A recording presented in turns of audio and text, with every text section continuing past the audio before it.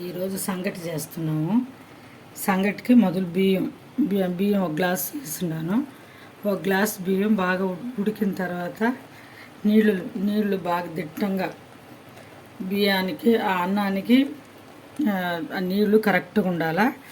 మళ్ళీ కలబెట్టి చూసి మనం ఏం చేయాలంటే రాగి పిండి పోయొచ్చు, లేకపోతే సద్దల పిండి కూడా పోయొచ్చు.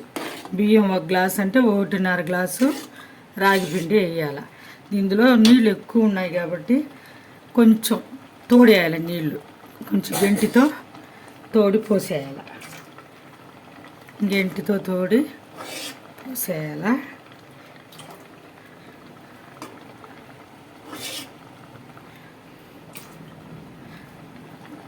ఈ గంటితో సరిగా రాలేదు కాబట్టి వేరే గంటి ఎత్తుకుంటాం.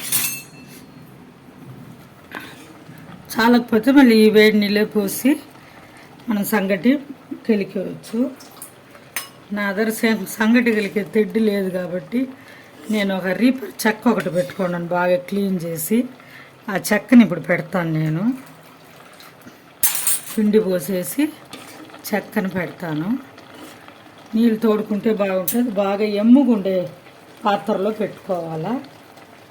పెట్టుకుంటే సంగటి చేసేదానికి బాగుంటుంది. 1.5 గ్లాస్ పిండి కవర్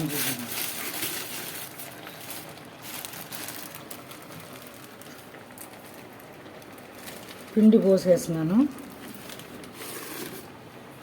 పిండి పోసి ఈ చెక్కని ఎత్తుకొని వేసి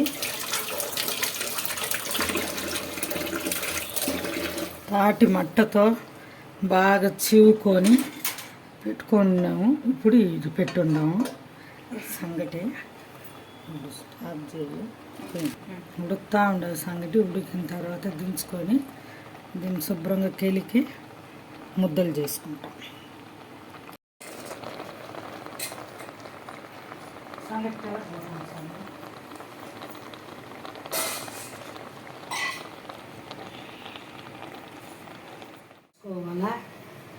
వంట తగ్గించుకొని పిండి పోసి పిండి బియ్యం రెండు కలిసి బాగా ఉడికిపోయింది. ఇప్పుడు మనం సంగటిని కలికి ముద్దలు చిన్న చిన్న ఉంటలుగా చేసుకుందాం.